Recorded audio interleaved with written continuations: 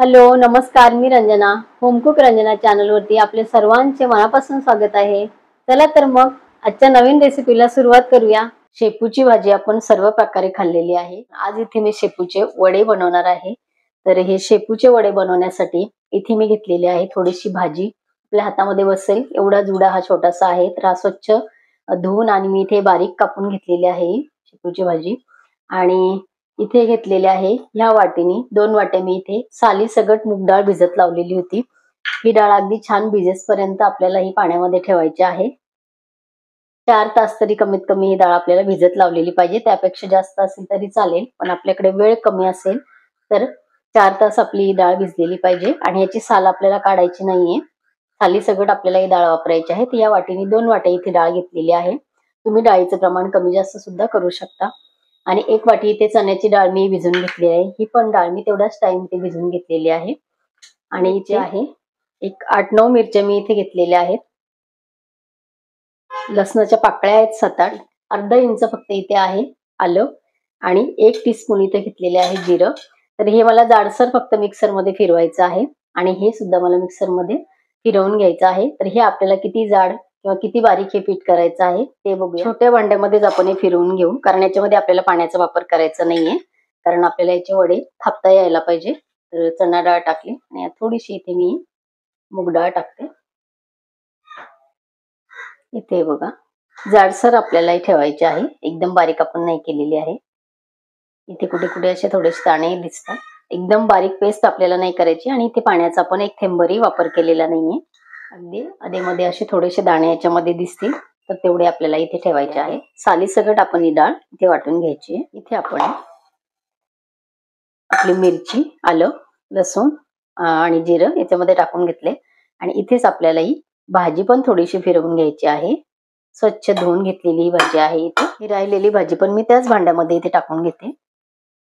बघा इथे संपूर्ण भाजी आणि आपण मिरची वगैरे ह्याच्यातच व्यवस्थित फिरवून घेतलेली आहे। हे बघा जाडसर इथे आपल्याला काय काय मसाले टाकायचे आहेत आणि कुठल्या इथे पिठाचा वापर करायचा आहे ते आपण बघणार आहोत। इथे आपण घालणार आहोत थोडीशी, अगदी अर्धा टीस्पून पेक्षा इथे थोडीशी हळद आहे आणि थोडंसं इथे हिंग घालणार आहे।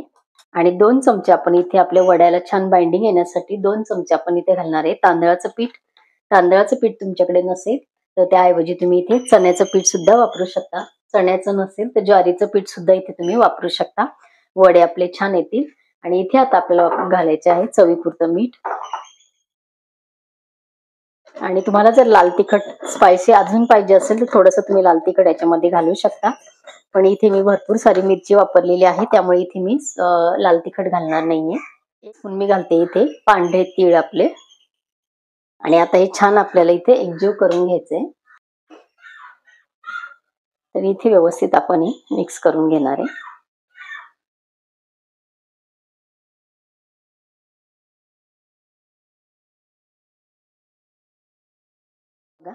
तर इथे आता हे संपूर्ण व्यवस्थित मिक्स केलेलं आहे मी स्पॅच्युलानेच हे मिक्स केलेलं आहे। तर तळण्याच्या वेळेला मला हे मिक्स करावंच लागणार आहे। तर एक 5 मिनिटासाठी फक्त आपण हे असंच हे पीठ आपलं मुरत ठेवणार आहोत। आणि जर इथे तुमच्या डाळीमधलं पाणी पूर्ण काढलेलं नसेल तुमच्याकडनं चुकून आणि तुमचं पीठ जर हे पातळ होत असेल तर इथे तुम्ही जे कुठलं पीठ वापरणार आहात, चण्याचं, डाळीचं किंवा ज्वारीचं किंवा तांदळाचं, तर ते तुम्ही ह्याच्यामध्ये अगदी आपला वडा व्यवस्थित होईल या टाइप मध्ये छोटे असा वडा आपला जोपर्यंत होत नाही तोपर्यंत तुम्ही 2 ते 4 चमचे इथे पिठाचा वापर करू शकता। पण त्यातल्या त्यात अगदी भाजीचा छान फ्लेवर येण्यासाठी पीठ आपण जेवढं कमी वापरू तेवढे आपले वडे अतिशय टेस्टी लागतात। तर ती काळजी घेऊन आपण जर इथे डाळ व्यवस्थित पाण्यातून निथळून पूर्ण पाणी काढून आणि जर वाटली तर आपल्या इथे पीठ 2 चमच्यापेक्षा जास्त लागत नाही। तरी सुद्धा तसं झालं तर तुम्ही पिठाचा वापर करू शकता। तर 5 मिनिटासाठी हे मी बाजूला ठेवून देते झाकून। इथे आता आपण कढईमध्ये तेल गरम करून घेऊ। इथे आपली कढई गरम झालेली आहे, इथे आपण तेल टाकून घेऊ। तर आता इथे आपली भाजी पौष्टिक आहे, सालीची मूग डाळ सुद्धा पौष्टिक आहे, पण आपण आता इथे वडे तळणार आहोत। वडे आहेत त्यामुळे हे अगदी 100% हेल्दी आहे असं म्हणू शकत नाही आपण, पण ठीक आहे, आपण नेहमी नाही तरी केव्हा तरी अगदी महिन्यातून एखाद्या वेळेला तरी आपण हे वडे नक्की करू शकतो। हे शेपूचे वडे आहेत तर ते तळल्यानंतर जेवढी टेस्ट त्याची येते तेवढी ती एअर फ्रायर मध्ये भाजून येत नाही, म्हणून हे वडे शेवटी आपल्याला तळावे लागणार आहे। तर इथे आपलं तेल गरम होतं तोपर्यंत इथे मी एक छोटीशी पॉलिथिनचा असा तुकडा स्वच्छ धुवून आणि याला मी बघा चमकते तेल लावून घेतलेलं आहे. याच्यावर छोटे छोटे आपल्याला हे वडे थापायचे आहे. तर इथे तेल गरम होते तर तोपर्यंत आपण इकडे वडे थापून घेऊ. आणि हाताला थोडंसं तेल लावले 2 थेंब अगदी. आणि हे मिक्स आपण छान करून घेतलेलं आहे. तर तुम्ही वडे तुमच्या आवडीप्रमाणे छोटे मोठे थापू शकता. पण अगदी छोटे छोटे असतील तर ते छान तळले जातात आतमधून. अगदी मोठे पण नाही, अगदी छोटे पण नाही, मीडियम साईजचे इथे वडे मी इथे थापून घेणार आहे.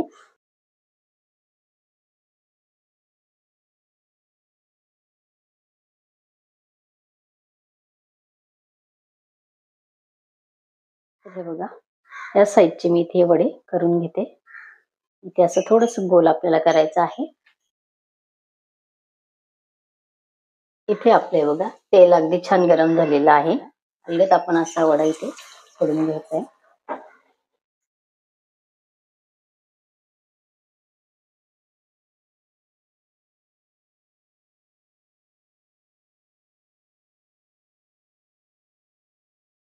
इथे आपला वडा छान तयार झालेला आहे. तर असेच हे संपूर्ण वडे मी इथे तळून घेणार आहे. बघा.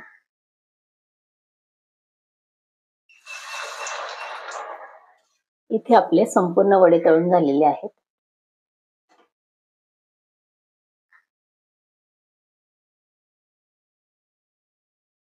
इथे आपले शेपूचे वडे आणि इथे ओल्या खोबऱ्याची चटणी आणि टोमॅटो केचप आपण कशाबरोबरही खाऊ शकतो. आजची हे वड्याची रेसिपी तुम्हाला कशी वाटली कमेंट करून सांगायला विसरू नका. भेटूया परत असंच एका छानशा रेसिपी बरोबर उद्या सकाळी 11 वाजता. Bye bye.